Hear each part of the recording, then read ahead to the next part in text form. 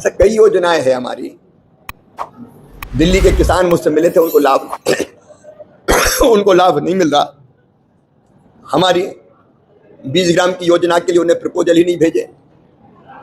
हमारी मैकेनाइजेशन की योजना है, सूक्ष्म सिंचाई योजना है, प्रधानमंत्री सूक्ष्म सिंचाई योजना, पर ड्राफ्ट मोर ड्राफ्ट, एक नहीं कई योजनाएं।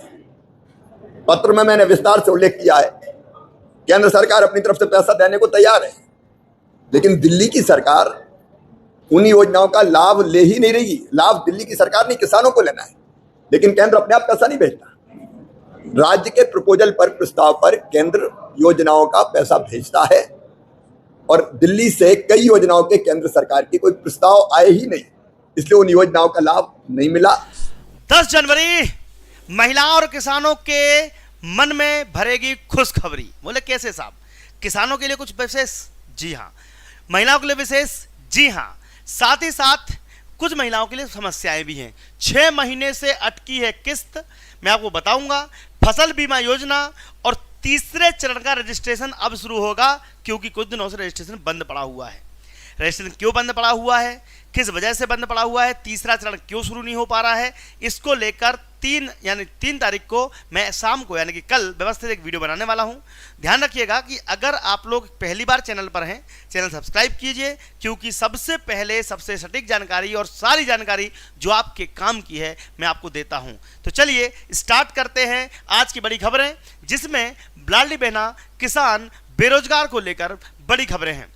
12वीं तक मिलते हैं 18,000, 18 वर्ष पर 1 लाख रुपए देती है सरकार, लेकिन लाडलियों को लक्ष्मी का इंतजार हो रहा है। आपको मालूम होगा लाडली लक्ष्मी योजना के तहत लड़कियों को जब 12वीं पढ़ती हैं तब तक उनको 18,000 रुपये दिए जाते हैं।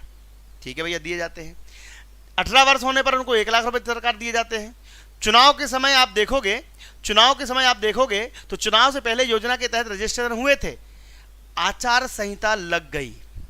अब जब चुनाव होते तो आचार संहिता लग जाती है। आचार संहिता लगने के बाद रजिस्ट्रेशन बंद हो गए थे। चुनाव के बाद रजिस्ट्रेशन नहीं खोले गए, इस कारण नए नाम नहीं जोड़े गए। धीरे धीरे रजिस्ट्रेशन भी कम होने लगे हैं। सीएम हेल्पलाइन में लाडली बहना योजना की शिकायतें भी बढ़ रही हैं। अब आपको मैंने कुछ दिन पहले बताया था कि लाडली बहना योजना का तीसरा चरण जो है वो रोक दिया गया है।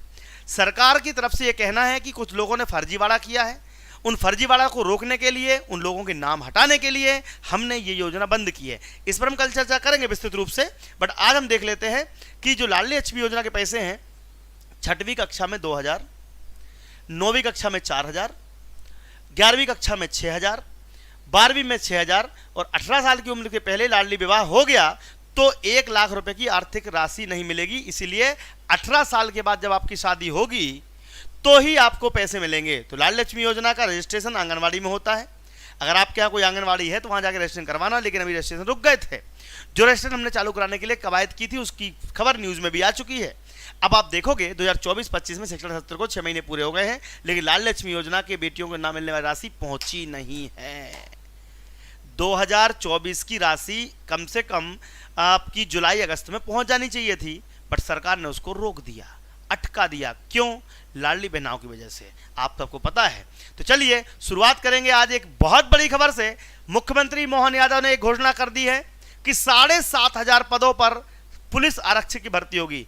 पता है आपको, सिंहस्थ होने वाला है, सिंहस्थ होगा उज्जैन में, तो वहां पर पुलिस बल की आवश्यकता पड़ने वाली है। तो इन्होंने कहा था कम से कम 25,000 अतिरिक्त पुलिस बल हमको चाहिए पड़ेगा।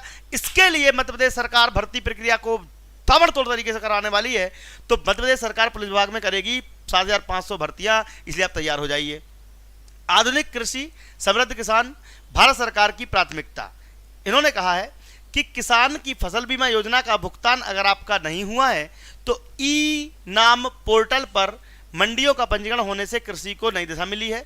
पीएम किसान योजना के तहत लाभार्थियों को 3 लाख करोड़ रुपए वितरित किए जा चुके हैं, और प्रधानमंत्री फसल बीमा योजना के तहत 1.7 लाख करोड़ रुपए वितरित किए जा चुके हैं। अब आप देख सकते हैं कि ये जो दोनों, चाहे प्रधानमंत्री फसल बीमा योजना हो, चाहे पीएम किसान हो, चाहे ई नाम हो, ये तीनों के तीनों योजनाओं के माध्यम से किसानों के लिए नए रजिस्ट्रेशन 2025 के 10 जनवरी के बाद ओपन होंगे, जिसमें नए किसान, नए भूमिहीन किसान, गरीब किसान रजिस्ट्रेशन कर सकते हैं। तो तैयार हो जाइए, आपके लिए भी बड़ी खबर यहां पर निकलकर सामने आ रही है। कैबिनेट में एक फैसला लिया गया है। जी हां, प्रधानमंत्री फसल बीमा योजना एवं पुनर्गठित मौसम आधारित फसल बीमा योजना को केंद्रीय कैबिनेट ने 25-26 तक जारी करने की मंजूरी दे दी है।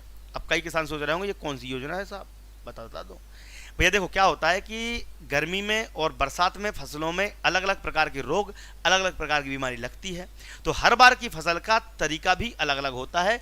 इसीलिए पुनर्गठित मौसम के आधार पर फसल बीमा योजना को केंद्रीय कैबिनेट मंत्री ने कहा है कि अब आगे के सालों में भी अतिरिक्त सब्सिडी के साथ हम 3,850 करोड़ की अतिरिक्त सब्सिडी देने का ऐलान करके डीएपी खाद बनाने वाली कंपनियों को मौका दिया है ताकि किसानों को खाद की परेशानी ना हो। तो ये सारी बातें यहां पर निकलकर सामने आई हैं।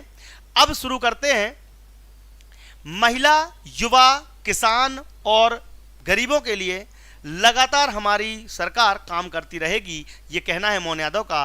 उन्होंने क्या कहा सुनते हैं वीडियो, इसके बाद पढ़ेंगे अगली बड़ी खबर। लेकिन आपके सबके लिए चिंता कर रहे हैं। हमारे प्रदेश के अंदर औद्योगिकरण करते हुए जब उद्योग लगे तो हमारे मोहल्ले बसे थे, 36 मोहल्ले अपने बीच काम धंधे को लेकर के, कोई राजस्थान से आए, कोई कहीं से आए, कोई कहीं से आए, लेकिन एक बार आए तो स्थायी वासी उज्जैन वाले हो गए। इसलिए हमने कहा अब अपने को केवल एक जगह नहीं, पूरे प्रदेश में जगह जगह रोजगार के अवसर खड़े कर रहे हैं। हर जगह जो जहां है वहां काम मिल जाए, उसकी जिंदगी बदलना चाहिए।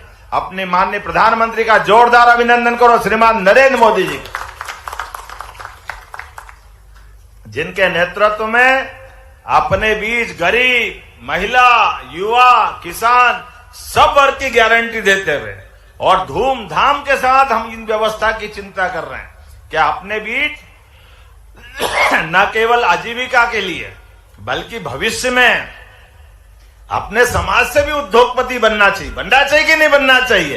एक एक आदमी अपने पास ढेर सारे लोग लगाए, काम धंधे करे। तो मुख्यमंत्री मोहन यादव लगातार गरीब, किसान और महिलाओं के कल्याण की बात करते हुए थकते नहीं हैं। वहीं शिवपाल यादव, मतलब ये व्यक्ति भी बिल्कुल, देखो अभी आपको पता होगा, एक व्यक्ति को मैं हमेशा बोलता था कि ये पता नहीं क्या बोलता है, ये पागल हो गया है, मानसिक दिवालिया हो गया है, संजय राउत। संजय राउत को उनकी ही पार्टी के लोगों ने कमरे बंद करके पीट दिया, कूट दिए, हाँ कूट दिए। एक दिन ये भी कुटाएंगे, देखना, चिंता मत करो। हमारा सिर्फ एक लक्ष्य 2027 में अखिलेश यादव को सीएम बनाना। अच्छा ये बताओ, अखिलेश यादव सीएम 2 सीट जीत के 4 सीट जीत के बन सकते हैं क्या? मतलब 2-3 सीट आने के बाद भी सीएम बनाने का दावा करने वाली सरकार को क्या कहोगे, लोगों को क्या कहोगे आप? देखते हैं ये वीडियो, फिर आप भी बताइए कमेंट बॉक्स में आप वीडियो कहां से देख रहे हैं। हम लोगों को खासकर समाजवादियों को ऐसा काम करना है कि हम लोग मिल करके, और खासकर समाजवादियों से कहेंगे कि हम लोगों का केवल 2027 का मिशन है कि उत्तर प्रदेश में समाजवादी पार्टी की सरकार बनाने का। तो मुलायम सिंह यादव जी के जाने के बाद शिवपाल ने अखिलेश को भी खूब खरी खोटी सुनाई, अखिलेश ने भी खरी खोटी सुनाई, दोनों में लड़ाई झगड़े हो गए थे, सबको पता है। फिर अब इनको लगा कि यार कहाँ अलग हो गए, 2-4 सीटें आती वो भी नहीं आ रही, तो अब वापस से वहीं आने वाले हैं। ठीक है, तो ये सब चीज़ें आपको बाद में बताते रहेंगे, लेकिन फसल बीमा योजना को 25-26 तक जारी रखने की स्वीकृति दे दी गई है।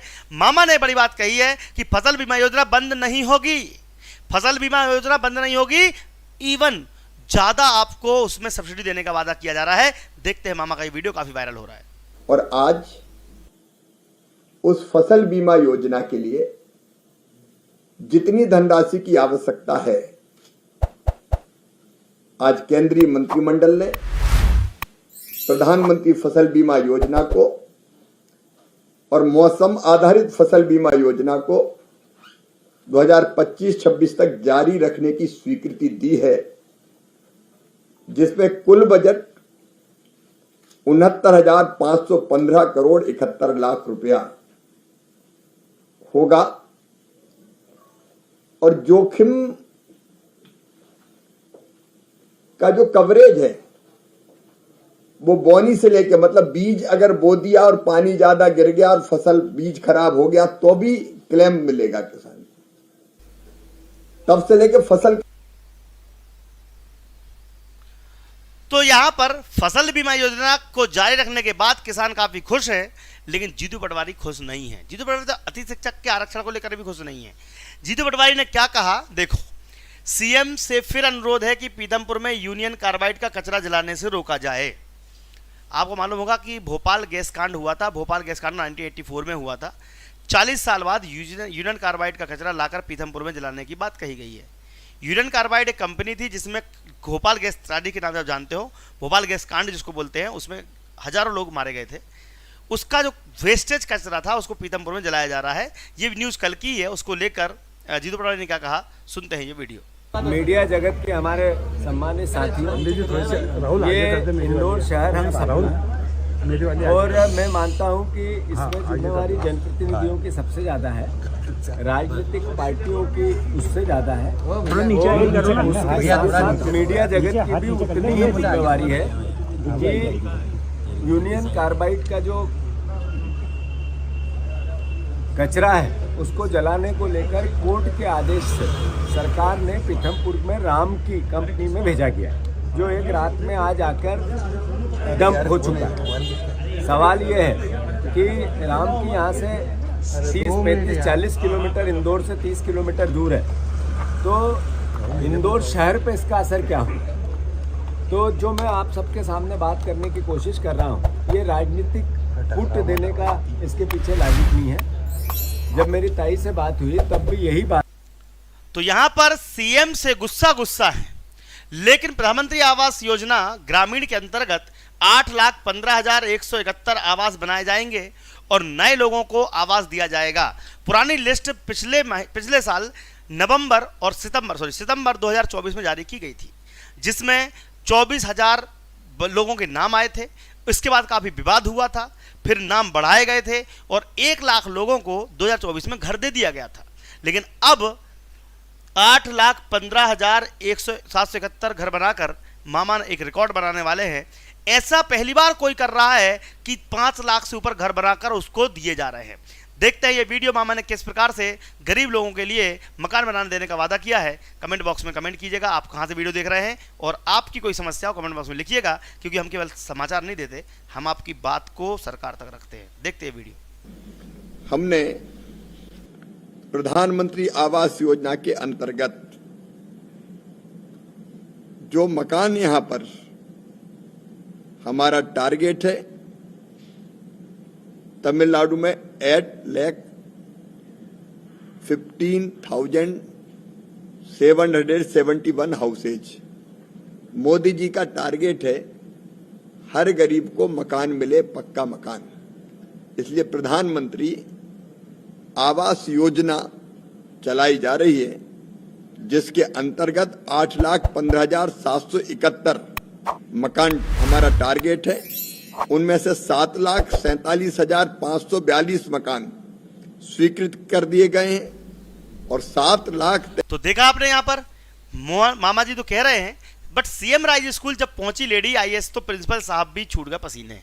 आप देखोगे स्कूलों की क्या हालत हो रही है कि सीएम राइज स्कूल में फैकल्टी किस प्रकार से पढ़ा रही है, वहाँ के टीचर कई, अभी तो शिक्षा मंत्री ने स्वयं कहा कि 500 लोगों को तो मैं जानता हूं जो स्कूल में कोई और जाके पढ़ाता है और बाकी लोग स्कूल नहीं, मतलब टीचर पैसे देके किसी और को रख के पढ़ाते हैं। ऐसे में भविष्य बनेगा बच्चों का। देखते हैं ये वायरल वीडियो, काफी वायरल हो रहा है। आईएएस अफसर ने किस प्रकार से लताड़ लगाई, सुनते हैं ये वीडियो। ये हैंडओवर अभी कराएंगे, देखेंगे आपको क्या रोज क्यों ना आना पड़े यहाँ। वो बिल्डिंग अभी हैंडओवर होगी, यहाँ पर पूरी की पूरी क्लासरूम बनेंगे।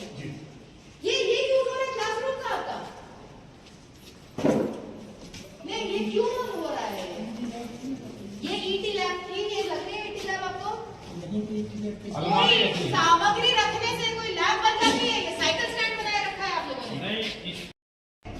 ये हैंडओवर अभी कराएंगे, देखेंगे आपको क्या रोज क्यों ना आना।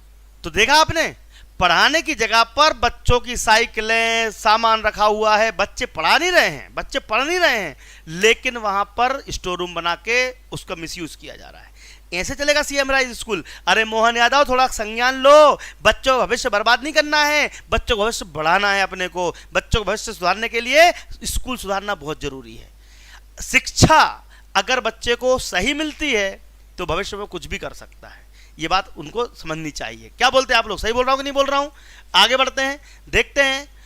अगर आपके घर में बच्चा बालक बालिका महिला सुपरवाइजर वर्ग 3 शिक्षक भर्ती की तैयारी कर रहा है, ठीक है, या फिर आपका नवोदय विद्यालय की तैयारी कर रहा है बच्चा बालक, नवोदय विद्यालय अच्छी पढ़ाई होती है, तो अगर आपका बच्चा 6वीं में या 9वीं में जाना चाहता है तो मात्र 600 700 रुपये में हम कोर्स दे रहे हैं। इसके लिए आपको हमारा एप्लीकेशन कौन सा, Deepti Singh academy application download कर लेना है। डाउनलोड करने के बाद वहाँ पर लॉगिन कर लेना है। लॉगिन करोगे तो वहाँ पर आपको मिल जाएगा हमारा पूरा कोर्स, जो कि आप आराम से पढ़ सकते हैं। उम्मीद है आपको हमारे न्यूज़ देने का तरीका अच्छा लगा होगा। हम पक्ष विपक्ष दोनों की बात कहेंगे। आगे चल के इसी प्रकार की खबरें आपको मिलती रहेंगी। कल बड़ी योजनाओं के साथ मैं हाजिर होऊंगा, जिसमें एक नई योजना 2025 में जो शुरू हो रही है वो हो गई है गृह लक्ष्मी योजना। गृह लक्ष्मी योजना के माध्यम से आपको घर बैठे 30,000 रुपये तक का अनुदान दिया जाएगा, जिसमें महिलाएं सिलाई मशीन, कढ़ाई बुनाई या फिर पापड़ बनाना, बड़ी बनाना, अचार बनाना, टोकनी बनाना, इस प्रकार की कोई भी चीज़ अगर आपको आती हो तो उनके लिए सरकार अनुदान देगी। 2 लाख रुपए तक आपको मिलेंगे, उसमें 30,000 रुपये आपको बिना ऋण के और बाकी का पैसा आपको ऋण के साथ मिलने वाला है। तो कल देखेंगे गृह लक्ष्मी योजना। जय हिंद, जय भारत, आपका दिन शुभ हो। धन्यवाद।